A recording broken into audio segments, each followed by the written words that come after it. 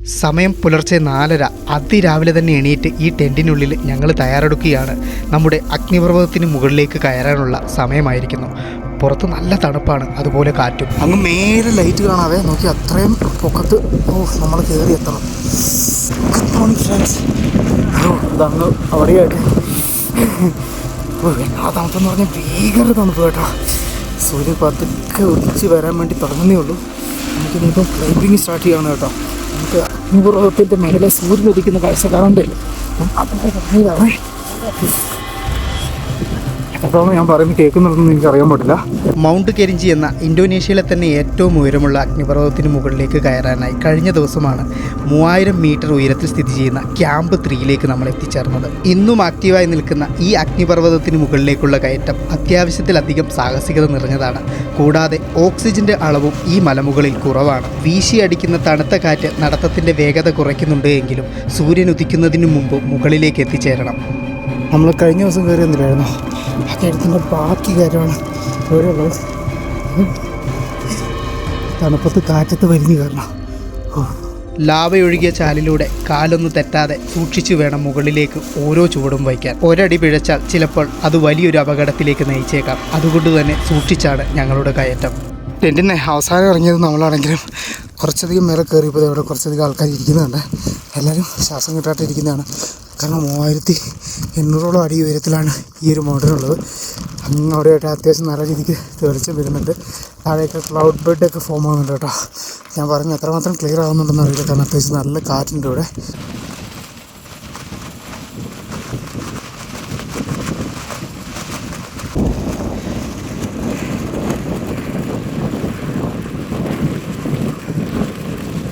കാറ്റെന്ന് പറഞ്ഞാണല്ലോ കൊടും ഭീകര കാറ്റ്. മൂക്കിൽ നിന്നൊക്കെ വെള്ളം ഇരിക്കുന്നത്. കാരണം തണുപ്പെന്ന് പറഞ്ഞാൽ ഇതിൻ്റെ ഭീകര തണുപ്പ്. കൈയെല്ലാം കട്ടിയായിട്ടുണ്ട്. ജസ്റ്റ് തുടങ്ങിയതുള്ളൂ. ഒരു 5% പോലും കയറ്റമായിട്ടില്ല കേട്ടോ. അത്രയ്ക്ക് കയറ്റം കിടക്കുന്നുണ്ട് മേലോട്ടേക്ക്. പിന്നെ ഇവിടുത്തെ കല്ലെന്ന് പറഞ്ഞിട്ടുണ്ടെങ്കിൽ എന്താണ്, ഉരുളൻ ലാവ കല്ലുകളാണ് ഇവിടെയെല്ലാം. നമ്മൾ ചവിട്ടുന്നതിനെ നിരങ്ങുന്ന ടൈപ്പ് കല്ലാണ്. ഞങ്ങളിപ്പോൾ ഉണ്ടല്ലോ ഈ കാറ്റിനെ പ്രതിരോധിക്കാൻ ഒരു വഴി കണ്ടുപിടിച്ചു. എന്താണെന്ന് വെച്ചിട്ടുണ്ടെങ്കിൽ ഇവിടുത്തെ ചാല് കണ്ടെങ്കിൽ ഈ ചാലിൻ്റെ അപ്പുറം ഇപ്പുറേ അതിൻ്റെ അപ്പുറത്തെ സൈഡിൽ നിന്ന് കാറ്റ് വരുന്നത്. അപ്പോൾ ഞങ്ങൾ ഇതേ ഇങ്ങനെ കുനിഞ്ഞ് നടക്കും.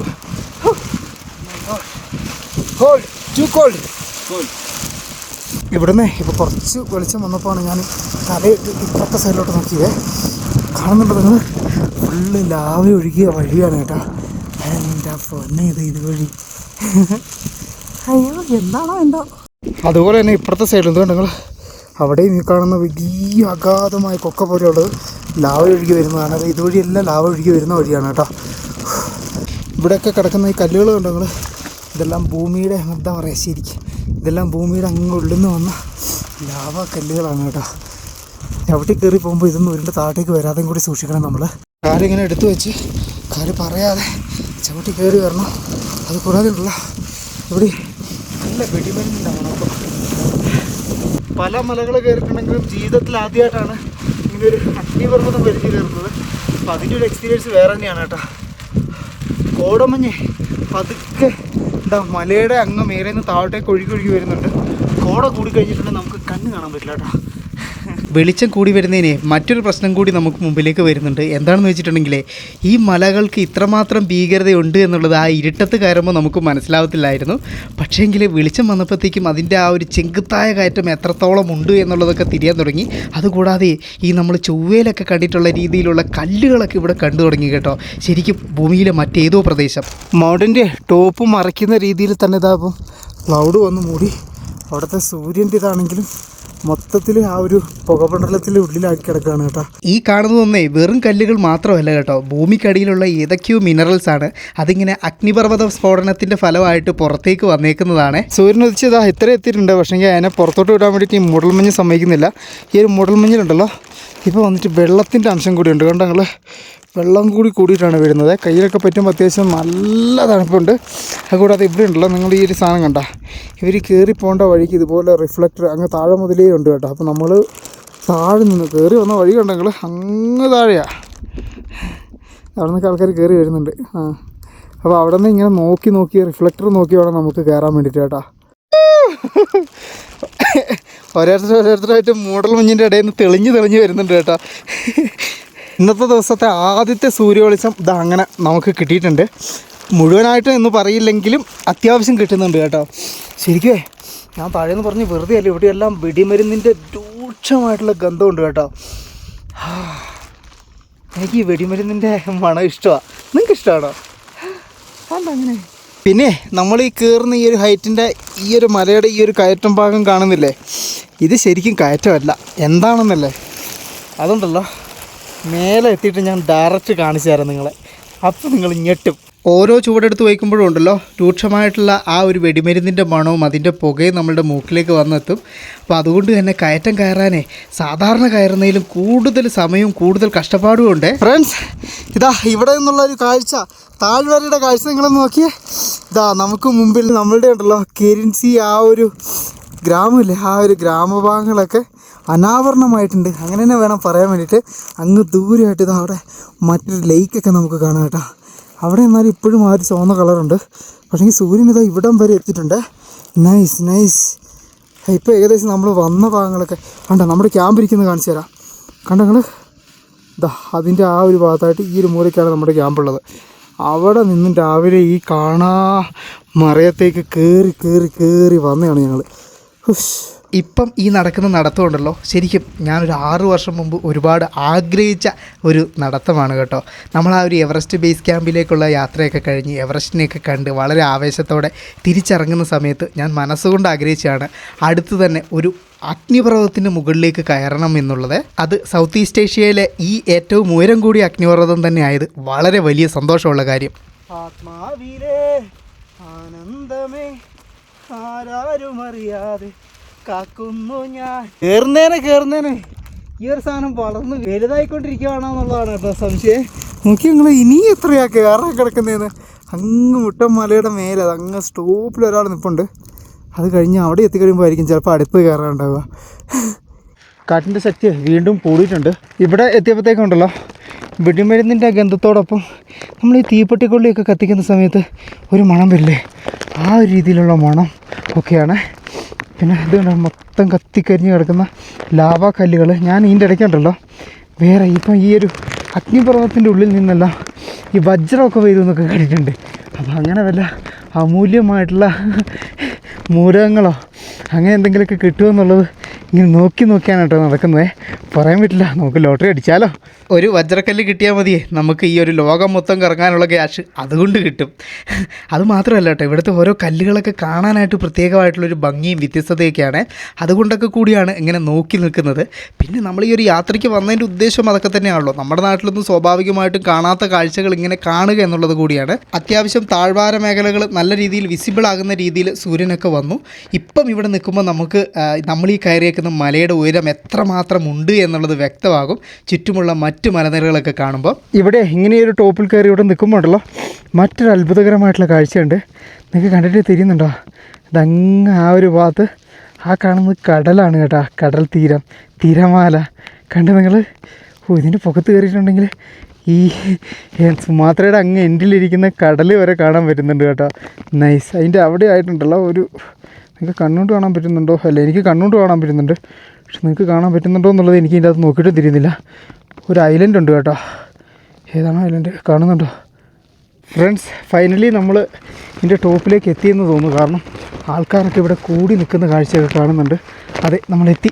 ഇത് കയറി വരുമ്പോഴേ നിങ്ങൾ ഇടയ്ക്കിടയ്ക്ക് ചിലി കേൾക്കുന്നത് എൻ്റെ കോട്ടിൻ്റെ സൗണ്ടാണ്, ഒന്ന് ക്ഷമിക്കുക. നമുക്ക് കാണാൻ പറ്റുന്ന കാഴ്ച എന്താണെന്നുള്ളത് ദൈവമേ, ഇവിടെ ഇത് അവസാനിക്കുവാണല്ലോ. ജീവിതത്തിൽ ആദ്യമായിട്ടാണ് ഒരു വോൾക്കാനയുടെ വായു ഭാഗത്ത് എന്താ പൊന്നളിയാ ഞാൻ വന്ന് നിൽക്കുന്നത്. ശരിക്കും ഇത് ഇപ്പോഴും ആക്റ്റീവാണ് കേട്ടോ. കണ്ടങ്ങൾ പുക ഉയർന്നുകൊണ്ടേ ഇരിക്കുന്നത്. അതിൻ്റെ താഴെ ലാവ ഇങ്ങനെ പൊട്ടി ഒലിക്കുന്നുണ്ട് കേട്ടോ. ഇതാ അവിടെ കാണുന്നത്. ഓ, കൺഗ്രാജുലേഷൻസ്. നമ്മൾ കഴിഞ്ഞ ദിവസം കണ്ട നമ്മുടെ മലേഷ്യക്കാരായിട്ടുള്ള ആളുകൾ. നൈസ്. ഇവിടെ പിന്നെ വേറെ കാര്യം എന്താണെന്നറിയാമോ? ഇവിടെ എവിടെയേ ഒരു ചുറ്റുമുതിര് പോലുള്ള പരിപാടിയോ ഒന്നുമില്ല. ഇത് നമ്മളിങ്ങനെ നേരെ അതിൻ്റെ വായു ഭാഗത്തേക്ക് തന്നെയാണ് വരുന്നത്. എൻ്റെ പൊന്നളിയാ. നോക്കി, ഞാൻ പറഞ്ഞില്ലായിരുന്നോ മേലെ എത്തുമ്പോഴത്തേക്ക് നിങ്ങളൊരു കാര്യം അത്ഭുതം കാണിച്ചു തരാണ്ടെന്ന്. അതായത് നമ്മൾ ആ ടെൻ്റൊക്കെ അടിച്ചതിൻ്റെ കുറച്ചും കൂടി മേലെ ഭാഗത്ത് നിന്നും ഉള്ള എന്നാൽ ഒരു തുറന്നിട്ടുണ്ടെങ്കിൽ നേരെ ഇതിൻ്റെ അടിഭാഗത്തേക്ക് എത്തുക. കാരണം ബാക്കിയുള്ള ഈ ഒരു പോർഷൻസൊക്കെ ഭൂമിക്ക് അടിയിൽ നിന്ന് പൊന്തി വന്നിട്ടുള്ള ലാവയും അതുപോലെ തന്നെ മറ്റു മണ്ണും കല്ലും ഒക്കെ കൊണ്ട് ഈ സൈഡ് വഴി ഉണ്ടായിരിക്കുന്നതാണ്. എന്നുണ്ടെങ്കിൽ ചുമന്ന് കിടക്കുന്ന കല്ലുകൾ. നമ്മൾ ഭൂമിയിൽ വേറെ എവിടെയും ഈ ഒരു തരത്തിലുള്ള കല്ലുകളുടെ കാഴ്ചകൾ കാണാൻ പറ്റില്ല. അത് ഇതുപോലുള്ള അഗ്നിപർവ്വതങ്ങളുടെ വായുഭാഗത്ത് വന്നാൽ മാത്രം കാണാൻ പറ്റുന്ന കാഴ്ചയാണ് കേട്ടോ. ശരിക്കും ആ ഒരു പുകയുടെയാണ് ഞാൻ പറഞ്ഞില്ലായിരുന്നു ഒരു രൂക്ഷമായിട്ടുള്ളൊരു ഗന്ധം ഉണ്ടെന്നുള്ളത്. ആ ഒരു ഗന്ധമേ ശരിക്കും ഉണ്ടല്ലോ, യാത്രകൾ തുടങ്ങിയ ആ ഒരു സമയം മുതൽ നമ്മൾ ആ ഒരു എവറസ്റ്റ് ബേസ് ക്യാമ്പ് പോയിട്ടില്ലായിരുന്നോ, അതിന് ശേഷം എൻ്റെ വലിയൊരു ആഗ്രഹമായിരുന്നു കേട്ടോ ഇതുപോലൊരു വോൾക്കാനോ മൗണ്ടൻ കയറണം എന്നുള്ളത്. അന്ന് ആഗ്രഹിച്ച ആഗ്രഹം ശരിക്കും സാധിച്ചത് ഇന്നാണ്. അതൊക്കെ നമുക്ക് കാലൊക്കെ ഒരു വിറയൊക്കെ വരുന്നുണ്ട് കേട്ടോ. എന്തായാലും നമ്മളുടെ യാത്രാ ജീവിതത്തിലെ മറക്കാനാവാത്ത ഒരു ഏടാണ് കേട്ടോ നമ്മളുടെ ഈ ഒരു മൗണ്ട് കെരിഞ്ചിയിലേക്ക് നമ്മൾ വന്നെത്തിയതും ഇതിൻ്റെ ഇവിടെ നിന്നുള്ള ഈ ഒരു കാഴ്ചകൾ നിങ്ങളെ കാണിക്കാൻ പറ്റിയതും കേട്ടോ. ഞാൻ വളരെ കൃതജ്ഞൻ.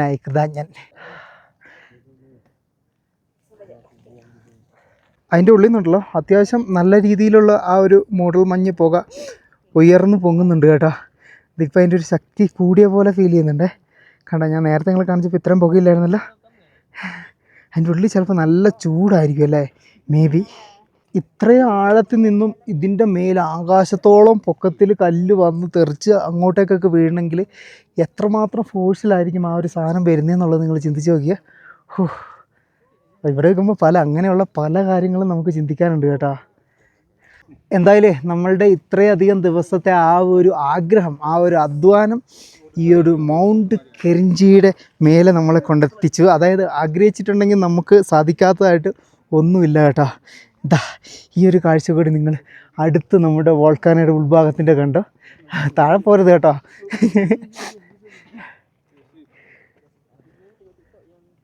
ഇനി നമുക്കുണ്ടല്ലോ ഒരു വോൾക്കാനോ റൗണ്ട് ട്രിപ്പ് ആകാം. ജസ്റ്റ് ഒന്ന് ഇതിൽ നടന്നിട്ടുണ്ടെങ്കിൽ എവിടം വരെ എത്തും എന്നുള്ളതൊന്ന് നോക്കാമല്ലോ. എന്തായാലും യാതൊരു സുരക്ഷാ നടപടികളും ഇല്ലാതെയുള്ള ഇത്. Hello, congratulation bro. ഓക്കെ, ഇതിൻ്റെ ഈ ഒരു പക്കത്തുള്ള ഈ ഒരു സാധനം അത്ര ഒരു സേഫായിട്ട് എനിക്ക് തോന്നുന്നില്ല. പക്ഷേ ആളുകൾ ഇതുവരെ അപകടമൊന്നും ഉണ്ടായിട്ടില്ലെന്ന് തോന്നുന്നു. കാരണം അപകടം ഉണ്ടായിട്ടുണ്ടെങ്കിൽ ഇങ്ങനെ വിടത്തില്ലല്ലോ. എന്തായാലും ഈ ഒരു കല്ലിൻ്റെ മേലേക്ക് ഇങ്ങനെ ഇരുന്നിട്ട് അങ്ങനെ ആളുകൾ ഫോട്ടോസൊക്കെ എടുക്കാറുണ്ട് കേട്ടോ. കാലൊക്കെ അങ്ങോട്ടൊക്കെ താത്തിയിട്ടിട്ട്. എനിക്കറിഞ്ഞൂടാ അതൊക്കെ എന്താണ് എന്നുള്ളത്. എന്തായാലും ഇതുവഴി ഇങ്ങനെ സൈഡിൽ കൂടി ഇങ്ങനെ കറങ്ങി നമുക്ക് നടക്കാൻ പറ്റും കേട്ടോ. ഈ ഒരു മൗണ്ടൻ്റെ ഏറ്റവും ടോപ്പ് ഭാഗം ഇതായത് കൊണ്ടാണ് നമ്മൾ ഈ ഒരു സൈഡിലേക്ക് ഹൈക്ക് ചെയ്ത് കയറിയത്. ഇല്ലായിരുന്നെങ്കിൽ നമ്മൾ അപ്പുറത്തെ സൈഡ് അവിടെ എല്ലാം കയറിയിട്ടുണ്ടെങ്കിൽ ഈ ഒരു വോൾക്കാനോനെ ശരിക്കും കാണാനൊക്കെ പറ്റും. വോൾക്കാനെ കാണുക എന്നതിനേക്കാൾ ഉപരി ഏറ്റവും വലിയ ഹൈക്ക് പൊസിഷനിൽ എത്തുക എന്നത് കൂടിയുണ്ട്. അതുകൊണ്ടൊക്കെ കൂടിയിട്ടാണ് ആളുകൾ ഈ ഒരു പോർഷൻ ചൂസ് ചെയ്യുന്നത്. ഇവിടെയൊക്കെ നോക്കിയാൽ നല്ല ഓപ്പണാണ്, ഫുൾ ഓപ്പൺ. പിന്നെ ഞാൻ ഈ ഷൂട്ട് ചെയ്യുന്ന പല ഷോട്ടുകളും ട്രൈപോഡ് കണക്ട് ചെയ്ത് അത് അഗ്നിപർവ്വതത്തിൻ്റെ ഉള്ളിലേക്ക് ഇട്ടിട്ടാണ് കേട്ടോ ഞാൻ ഈ ഷോട്ടുകളൊക്കെ എടുക്കുന്നത്. അല്ലാതെ ഞാനായിട്ട് പോകുന്നില്ല. അതുകൊണ്ട് നിങ്ങൾ അധികം പേടിക്കേണ്ട ആവശ്യമില്ല. ഇവിടെ ഉണ്ടല്ലോ ഓരോരുത്തർ കൊണ്ടുവരുന്നതാണ്. ഇത് നമ്മുടെ നന്ദയാണ് കേട്ടോ. ഇങ്ങനെ പ്ലേറ്റുകൾ, അത് ഇന്തോനേഷ്യയിലെ ഒരു ട്രെൻഡാണ്. ഇതുപോലത്തുള്ള പ്ലേറ്റുകൾ ഉണ്ടാക്കി ഇങ്ങനെ കൊണ്ടുവന്ന് ഇവിടെ ഒന്നെങ്കിൽ ഇവരിവിടെ അതും വെച്ചിട്ട് ഫോട്ടോ എടുക്കും, എന്നിട്ട് ഇവിടെ എവിടെയെങ്കിലുമൊക്കെ വെക്കും. അല്ലെങ്കിൽ ഇത് വീട്ടിൽ കൊണ്ടുപോയിട്ട് വീട്ടിൽ ഇങ്ങനെ ഭിത്തിയിൽ തൂക്കി വെക്കുക. എന്തായാലും 3805 മീറ്ററാണ് ഇതിന് ഹൈറ്റ് ഉള്ളതെന്നുള്ളത് അതിൻ്റെ അകത്ത് വ്യക്തമായിട്ട് രേഖപ്പെടുത്തിയിട്ടുണ്ട്. ഹലോ,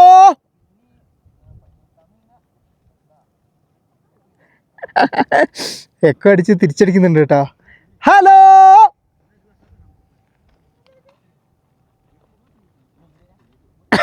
ഇനി നമുക്ക് ഈ ഒരു മൗണ്ടൻ്റെ മേലെ നിന്നിട്ടും നമ്മളുടെ സുമാത്രയുടെ മൊത്തത്തിലുള്ള ഒരു 360 ഡിഗ്രി വ്യൂ കാണാം. ആ ഭാഗത്ത് നമ്മളുടെ ഇന്ത്യൻ മഹാസമുദ്രമാണ് കേട്ടോ. ഞാൻ നേരത്തെ വരുമ്പോൾ നിങ്ങളെ കാണിച്ചു തന്നിട്ടുണ്ടായിരുന്നു. അത് കഴിഞ്ഞിട്ട് ഇത് ഇങ്ങനെ കറങ്ങി വരുമ്പോൾ വടക്ക് ഭാഗം ആ ഒരു പോർഷനിലാണ്. ഇവിടെ എല്ലാം മലനിരകളാണ് കണ്ടോ നിങ്ങൾ. ആ ഒരു മലനിരകളുടെ കാഴ്ചകളൊക്കെ നമുക്ക് ഇവിടെ നിൽക്കുമ്പോൾ കാണാം. എല്ലാം നീല കളറിലാണ്. കുട്ടി മലനിരകൾ അങ്ങ് താഴെയായിട്ടും ഉണ്ട് കേട്ടോ. അത് കഴിഞ്ഞിട്ട് വീണ്ടും ഈ ഒരു ഭാഗത്തേക്ക് വരുന്ന സമയത്ത് ഇവിടെ കുറച്ചധികം മലനിരകൾ കൂടുതലുണ്ട് നമ്മളുടെ ഈ മൗണ്ട് കരിഞ്ചിയോട് ചേർന്ന ഭാഗത്ത്. പിന്നെ അവിടെ ആയിട്ടൊരു ഒരു ലേക്കൊക്കെ ഉണ്ട്. ദെൻ സൗത്ത് സൈഡ്, ആ ഒരു പോർഷനാണ് സൗത്ത് സൈഡ് വരുന്നത്. ഇതിൻ്റെ മേലൊക്കെ ഉണ്ടല്ലോ, ഇത് കണ്ടോ, ഇൻസ്റ്റൻറ്റ് നൂഡിൽസ്. ഇതിനകത്ത് പൊടിയൊക്കെ ഇടുക. ശരിക്കും കുക്ക് ചെയ്തിട്ട് കഴിക്കേണ്ടതാണ്. കുക്ക് ചെയ്യാനുള്ള ടൈമൊന്നും കിട്ടാത്തതുകൊണ്ട് നമ്മളത് അങ്ങനെ എടുത്തു.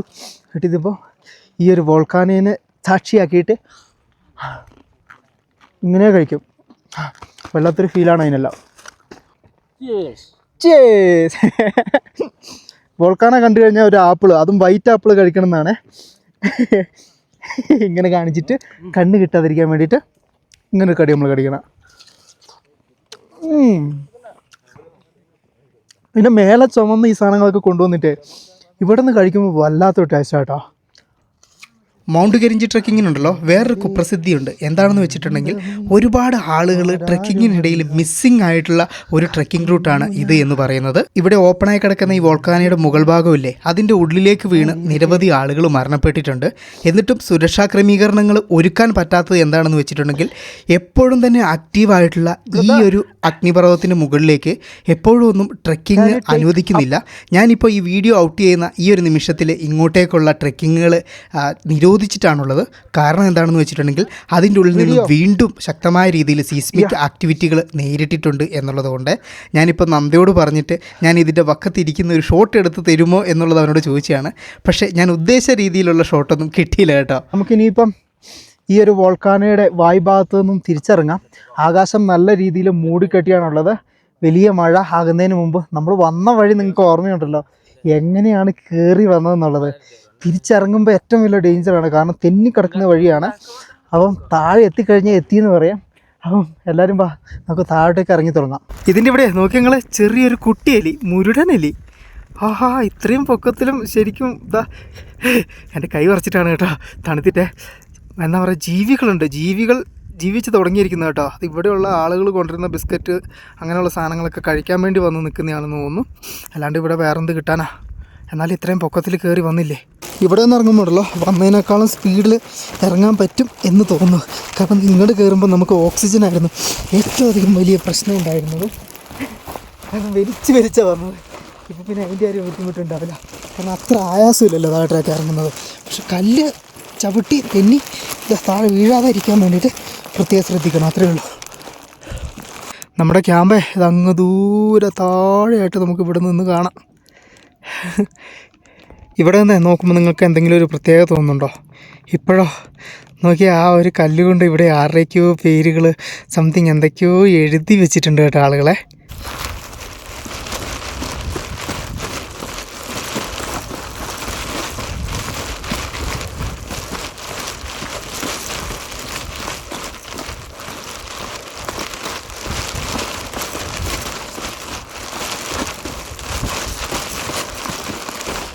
ഈ കല്ലിൻ്റെ ഈ ഒരു ഭാഗം വിട്ടിട്ടേ നമ്മൾ ടെൻ്റ് അടിച്ച ആ ഒരു പോർഷനും കഴിഞ്ഞിട്ട് കണ്ട നിങ്ങൾ മൊത്തം കോടമഞ്ഞിൽ കുളിച്ചിട്ടാണുള്ളത് കേട്ടോ. മേ ബി താഴെ എവിടെയെങ്കിലും മഴ പെയ്യുന്നുണ്ടാവും, അതുകൊണ്ടാണ് അങ്ങനെ കോട മേലോട്ടേക്ക് കയറി വരുന്നത്. നല്ല ക്ലൗഡ് ബെഡ് ഇതാ അങ്ങ് താഴെയായിട്ട് രൂപപ്പെട്ടിട്ടുണ്ട് കേട്ടോ. കയറുന്ന സമയത്തെ കാറ്റിനെ പ്രതിരോധിക്കാൻ വേണ്ടിയിട്ട് നമ്മളൊരു ചാലിലൂടെ കുനിഞ്ഞു വന്നില്ലായിരുന്നു. ആ കാണുന്ന ചാലാണിത്, ആ അവിടെയുള്ളത്. ഇനിയിപ്പോൾ അവസാനമായിട്ട് അഗ്നിപർവ്വതത്തിൻ്റെ മേലുള്ള ലാവാ കല്ലുകളെ ഒരു നോക്കുകൂടി കാണുകയാണ്. നമ്മൾ താഴെ കണ്ട ആ ഒരു കോടമഞ്ഞ് പതുക്കെ ഇത് അഗ്നിപർവ്വതത്തിന് മുകളിലേക്ക് എത്തി അതിൻ്റെ മുകൾ ഭാഗം പതുക്കെ മറച്ചു തുടങ്ങിയിട്ടുണ്ട്. പിന്നെ ഈ ആളുകളൊക്കെ മിസ്സിങ് ആവാനൊക്കെ ഉള്ളൊരു കാരണം എന്ന് പറയുന്നത് ഈ പെട്ടെന്നുണ്ടാകുന്ന മൂടൽമഞ്ഞുകളൊക്കെ ആയിരിക്കണം. ആക്സിഡൻറ്റ് എങ്ങനെ വേണേലും ഉണ്ടാകാമല്ലോ. ഇതിൻ്റെ മുകൾ ഭാഗത്ത് കാണുന്ന ലാവയൊരുകിയുണ്ടായ കല്ലാണ് കേട്ടോ. ഇതിൻ്റെ ഉൾഭാഗങ്ങളിലൊക്കെ ചെറിയ ചെറിയ സുഷിരങ്ങൾ നമുക്ക് കാണാൻ സാധിക്കുമേ.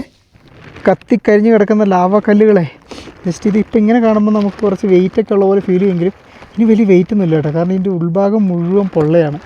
വേണ്ട, ഇതിന് വലിയ വെയിറ്റൊന്നുമില്ല. ശരിക്കും ഇങ്ങനെ ഇപ്പോഴാണ് അതിൻ്റെ ആ ഒരു എന്താ യഥാർത്ഥമായിട്ടുള്ള രൂപം നമ്മൾ കയറി വന്നതിൻ്റെ മനസ്സിലാകുന്നത്. കുറച്ച് നമുക്ക് കറക്റ്റ് തിരിയുന്നില്ലായിരുന്നില്ല. ഇവിടെയും ലാവ ഒഴുകിയ ഗ്യാപ്പിൽ കൂടി തന്നെ നമ്മൾ നടന്നു വന്നുകൊണ്ടിരുന്നത്. കൂടെ ഉണ്ടായിരുന്ന നന്ദ നേരത്തെ തന്നെ താഴോട്ടേക്ക് ഇറങ്ങിപ്പോയി. ഫിജ്റലും ഞാനുമാണ് കേട്ടോ അവസാനമായിട്ട് ഇവിടെ നിന്ന് ഇറങ്ങുന്ന മനുഷ്യരെന്ന് പറയുന്നത്. ഞങ്ങൾ പല വഴികൾ പുതിയതൊക്കെ ഉണ്ടാക്കി അതുവഴിയൊക്കെയാണ് താഴോട്ടേക്ക് ഇറങ്ങി വന്നത്. ഞങ്ങളെ തിരിച്ചെത്തിയതിന് ശേഷം കുക്കിംഗ് തുടങ്ങി. അപ്പം ചിക്കൻ നഗറ്റ് യെസ്, എണ്ണയൊക്കെ കൊണ്ടാട്ടോ താഴെ നിന്ന് കയറി വന്ന് നമ്മൾ. അപ്പോഴേ നമ്മുടെ കയ്യിലുള്ള വെള്ളം തീർന്നു. So we need to collect water. അപ്പോൾ വെള്ളം എടുക്കാൻ വേണ്ടി പോവുക. അതുവഴി ഇങ്ങനെ നടന്നു വരുമ്പോൾ എന്തുകൊണ്ട് ഞങ്ങൾ ഇവിടെ ഇങ്ങനെ വെള്ളം ഊറി വരുന്ന ഒരു സോഴ്സ് ഉണ്ട്. ഇതാണ് തോന്നുന്നു വെള്ളത്തിൻ്റെ സോഴ്സ്. പക്ഷേ ഇത് എത്രമാത്രം നല്ല വെള്ളമാണെന്നൊന്നും അറിയില്ല. ദേ ഇവിടെ ഒരു വെള്ളച്ചാട്ടമൊക്കെ ഉണ്ട്. നൈസ്. ഇത് നല്ലതായിരിക്കും ഒന്ന്. ഹായ്, നോക്കി വെള്ളം എടുക്കാൻ വന്നുകൊണ്ട് ഇങ്ങനെ ഒരു സാധനം നമുക്ക് കാണാൻ പറ്റിയില്ലേ. ഒഴുകുന്ന വെള്ളത്തിൽ അഴുക്കില്ല എന്നാണ്. അതെന്തായാലും ശുദ്ധീകരിച്ച് വന്നതായിരിക്കും. എന്തായാലും എടുക്കാം, വേറെ വഴിയൊന്നുമില്ല. ഇവിടെ ഉള്ള ഒരു വെള്ളം കളക്ട് ചെയ്യാൻ വേണ്ടിയിട്ട് മുമ്പേ വന്ന ആൾക്കാരെ ഒരു കപ്പ് പോലത്തെ സെറ്റപ്പൊക്കെ ഉണ്ടാക്കിയിട്ടുണ്ട്. നല്ല തണുത്ത വെള്ളം.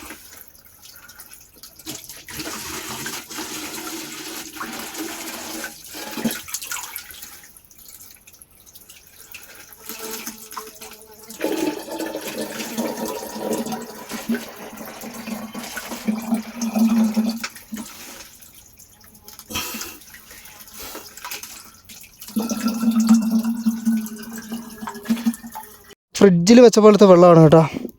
നൈസ്.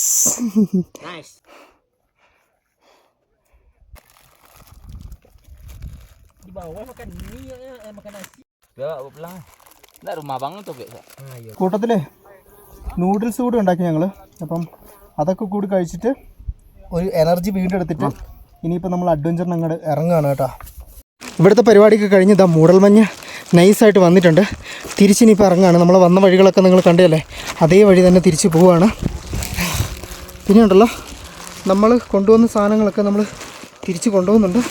പക്ഷേങ്കിൽ ഇവിടെ ഒരുപാട് വേസ്റ്റ് ഇങ്ങനെ കൊണ്ടുവരുന്ന ആൾക്കാർ ഇടുന്നുണ്ട് കേട്ടോ. ഇവർ താഴെ ചെക്കിങ് ഒക്കെ ഉണ്ടെന്നൊക്കെയാണ് പറഞ്ഞത്. പക്ഷേങ്കിൽ വേസ്റ്റ് ഒരുപാട് ഇടുന്നുണ്ട് ഇവിടെ. അത്യാവശ്യം ഉണ്ടല്ലോ, നല്ല വെയിറ്റ് എടുത്തിട്ട് തന്നെ വീണ്ടും തിരിച്ചിറങ്ങണേ. ഞാൻ ഇങ്ങോട്ട് കയറുമ്പോൾ പറഞ്ഞിട്ടില്ലായിരുന്നു, ശരിക്കും ഒരു ദിവസത്തെ ഒരു പരിപാടിക്ക് വേണ്ടിയിട്ട് എന്തിനാണ് ഇത്രയധികം സാധനങ്ങൾ ക്യാരി ചെയ്യുന്നതെന്നുള്ളത് എനിക്ക് പലപ്പോഴും തോന്നിയിട്ടുണ്ട്. ശരിക്കും നൂഡിൽസൊക്കെ 10-12 പാക്കറ്റുണ്ട്. ആ പാക്കറ്റ് നൂഡിൽസിലാകെ 4-5 കുക്ക് ചെയ്തിരിക്കുന്നത്. ബാക്കിയൊക്കെ തിരിച്ച് കൊണ്ടുപോകണം കേട്ടോ. അതുകൂടാതെ 1 കിലോ അരി, 1.5 കിലോയാണ് അരി, പിന്നെ 1 ലിറ്റർ വെളിച്ചെണ്ണ, ഇങ്ങനെയുള്ള സാധനങ്ങളൊക്കെ ഉണ്ട്. അതെല്ലാം കൊണ്ടാണ് കയറിയത്. ശരിക്കും അതൊന്നും യൂസ് ചെയ്തിട്ടില്ല. അതിലാകെ വെളിച്ചെണ്ണ മാത്രമേ കുറച്ചെടുത്തിട്ടുള്ളൂ. വീണ്ടും അതേ സാധനം കൊണ്ട് തിരിച്ചിറങ്ങുകയാണ്. ഇതിൻ്റെയൊക്കെ ഒരു പ്രശ്നം എന്താണെന്ന് വെച്ചിട്ടുണ്ടെങ്കിൽ ഇത് മൊത്തം ഞാനാണ് ക്യാരി ചെയ്യുന്നത്. ഇതുണ്ടെങ്കിലും ഇങ്ങനെ നമുക്ക് ഒറ്റയ്ക്ക് ഇറങ്ങാൻ പറ്റാത്ത സ്ഥലങ്ങളുണ്ട്. ആ ഒരു സ്ഥലത്തേക്ക് കൂടി വേണം തിരിച്ചിറങ്ങാൻ വേണ്ടിയിട്ട്. പക്ഷേ കയ്യിലിങ്ങനെ ലഗേജും വെച്ചിട്ട് ഇറങ്ങുന്നത് നല്ല പണിയാണ്. ഞാൻ നോർമലി ഒരു ഹൈക്കിങ്ങിന് പോകുമ്പോൾ മാക്സിമം ശ്രദ്ധിക്കാറുള്ള കാര്യം എന്താണെന്ന് പറയുമ്പോൾ, ഞാൻ ലെസ് ലഗേജ്, മാക്സിമം കുറച്ച് ലഗേജ് മാത്രം എടുത്തിട്ട് ഹൈക്ക് ചെയ്യത്തുള്ളൂ. കാരണം എന്തായാലും നമ്മൾ തന്നെയല്ല എല്ലാം ചോക്കേണ്ടത്. നല്ലൊരു വീഴ്ച വീണു. ആ സാധനമൊക്കെ താഴെ എത്തിയിട്ടുണ്ട്. എന്തായാലും നല്ല പണിയാട്ടോ അവർ തന്നെ. എന്തായാലും അയ്യോ, അവരാണ് കൂടെ നിൽക്കുകയാണെങ്കിൽ പിന്നെയും കുഴപ്പമില്ലായിരുന്നു. ഇത് കാരണം കൊടുത്തു വാങ്ങുകയൊക്കെ ചെയ്യായിരുന്നു. ഇത് പാത്രത്തിലേ കുക്ക് ചെയ്തെടുത്തേക്കുന്ന നൂഡിൽസൊക്കെയാണ്. നൂഡിൽസും ഫുഡ് ഐറ്റംസ് കാര്യങ്ങളൊക്കെയാണ്. അതാണെനിക്കത് സൂക്ഷിച്ച് കൊണ്ടുപോയില്ലെങ്കിലും പണിയാണ്. ഇതൊന്നും കാര്യമുണ്ട് ആവശ്യമൊന്നുമില്ല. വെറുതെ എനിക്ക് ശരിക്കും പറഞ്ഞാൽ എനിക്ക് ദേഷ്യം പിടിക്കുന്നുണ്ട്. വല്ലാത്തൊരു പണിയായല്ലോ. ചോറൊക്കെ അവിടെ മറച്ച് കളഞ്ഞിട്ട് അങ്ങോട്ട് പോയാലോ. ഈ ഒരു റൈസിൻ്റെ സാധനം നമുക്ക് ഇവിടെ എവിടെയെങ്കിലും ഇങ്ങനെ തൂക്കിയിടാം. എന്നിട്ട് പിടിച്ച് താഴത്തേക്ക് ഇറങ്ങാം. യെസ്, എന്താ പോലെ. എന്നിട്ട് വീണ്ടും റൈസ് എടുക്കാം. റൈസല്ല, നൂഡിൽസ് എന്തൊക്കെ ഫുഡുണ്ട്. എന്നിട്ട് വീണ്ടും താഴത്തേക്ക്. നേരത്തെ വീഴ്ചയിൽ ഫോണിനൊന്നും പറ്റിയില്ല. എല്ലാം പറ്റുമായിരുന്നെങ്കിൽ ഇവിടെ എല്ലാ പരിപാടിയും തീർന്നേ. എൻ്റെ പൊന്നളിയാ.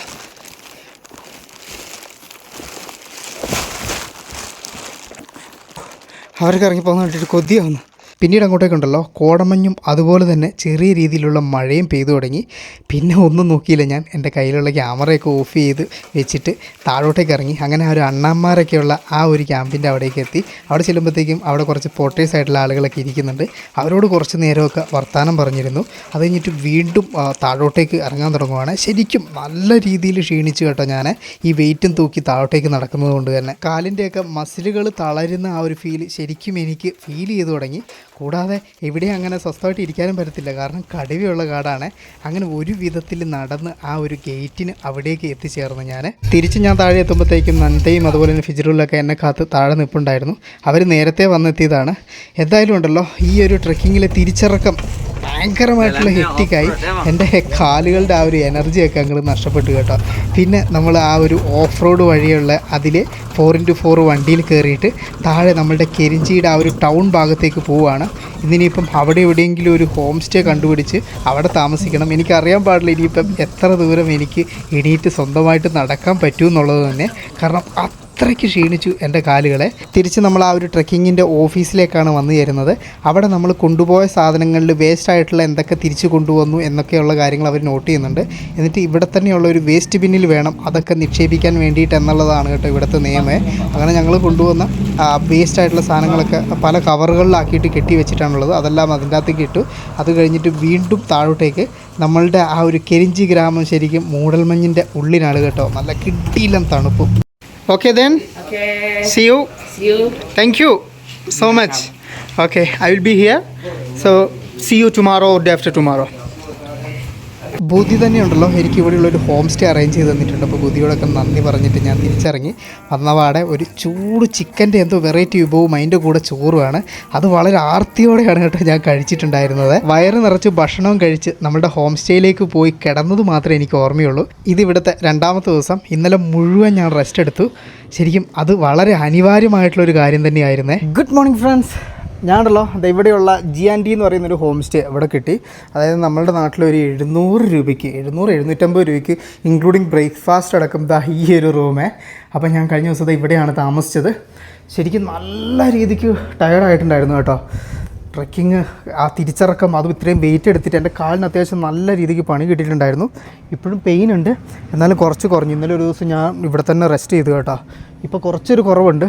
ഇനിയിപ്പം നമുക്കേ വോൾക്കാനോ കഴിഞ്ഞു. വോൾക്കാനോ ഖതം. ഇനി എന്താണ് അടുത്ത നെക്സ്റ്റ്? അടുത്തൊരു യാത്രയ്ക്ക് ഇറങ്ങണ്ടേ. അപ്പം ഇവിടെ നിന്ന് മുഴുവൻ ലഗേജ് കാര്യങ്ങളൊക്കെ പാക്ക് ചെയ്തിട്ട് ഞാനിനിയിപ്പോൾ വീണ്ടും മുമ്പോട്ടേക്ക് ഇറങ്ങുകയാണ് കേട്ടോ. എങ്ങനെയുണ്ടായിരുന്നു നമ്മളുടെ ഈ ഒരു കെരിഞ്ചിയുടെ മലകയറ്റവും ഈ ഒരു നാടും ഈ ഒരു ഗ്രാമവും ഇവിടുത്തെ ആളുകളൊക്കെ നിങ്ങൾക്ക് ഇഷ്ടപ്പെട്ടോ?